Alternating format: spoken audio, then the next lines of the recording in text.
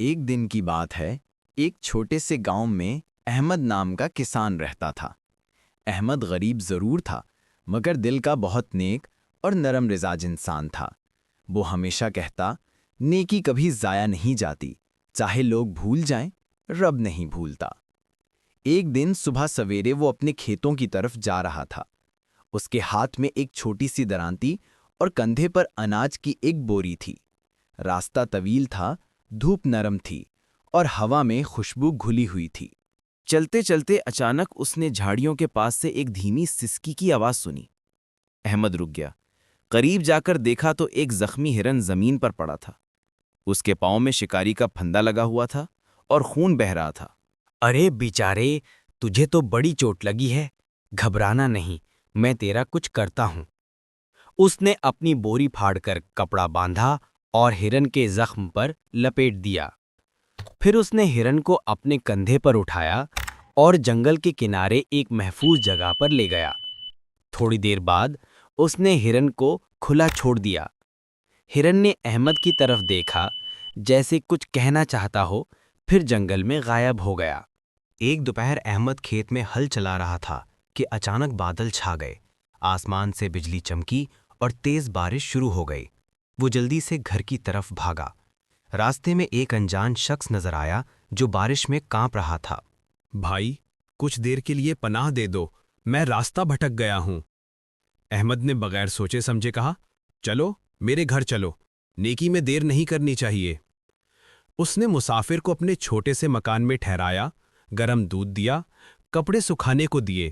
رات گزری، مگر صبح جب احمد جاگا تو وہ شخص غائب تھا، اور ساتھ ہی احمد کا 3 مہینے کا اناج اور جمع پیسے بھی چوری ہو گئے تھے۔ احمد دل شکستہ ہو گیا۔ اس نے آسمان کی طرف دیکھا اور کہا، اے میرے رب، کیا نیکی کا یہی بدلہ ہے؟ میں نے مدد کی اور بدلے میں لٹ گیا۔ چند دن گزرے، وہ افسردہ ہو گیا۔ لوگوں نے بھی تانے دینے شروع کر دیے۔ ارے احمد، نیکی کر کے پچھتایا نا؟ دنیا بدل گئی ہے، نیکی کا زمانہ نہیں رہا۔ ایک شام احمد اپنے کھیت کے کنارے بیٹھا رو رہا تھا کہ اچانک کہیں سے وہی زخمی ہرن آ گیا، مگر اب وہ بالکل تندرست تھا۔ اس کے گلے میں سونے جیسی ایک چمکدار زنجیر لٹک رہی تھی۔ ہرن احمد کے سامنے جھک گیا اور پھر بھاگتا ہوا دور ایک پرانی کچی جھونپڑی کی طرف چلا گیا۔ احمد تجسس سے اس کے پیچھے گیا۔ وہ جھونپڑی خالی تھی، مگر اندر ایک چھپی ہوئی لکڑی کی پیٹی تھی۔ احمد نے کھولی تو اندر سونے کے سکے اور چند پرانے خطوط تھے۔ خطوں سے پتا چلا کہ وہ کسی پرانے تاجر کی جائیداد تھی جو مرنے سے پہلے یہاں دفن کر گیا تھا۔ احمد نے سوچا، شاید اللہ نے میرا نقصان واپس کر دیا ہے، بلکہ کئی گنا بڑھا کر۔ اس نے وہ سونا بیچ کر گاؤں میں کنواں کھدوا دیا تاکہ سب لوگ فائدہ اٹھائیں۔ پورا گاؤں اس کے نام کے نعرے لگانے لگا۔ ایک دن وہی چور مسافر گاؤں کے چوراہے پر پکڑا گیا۔ جب وہ احمد کے سامنے آیا تو رونے لگا۔ میں نے تمہارا مال چوری کیا تھا، مگر مجھے اس کے بعد کبھی سکون نہیں ملا۔ میری بیوی بیمار ہے، میرے بچے بھوکے ہیں، میں سزا کا حقدار ہوں۔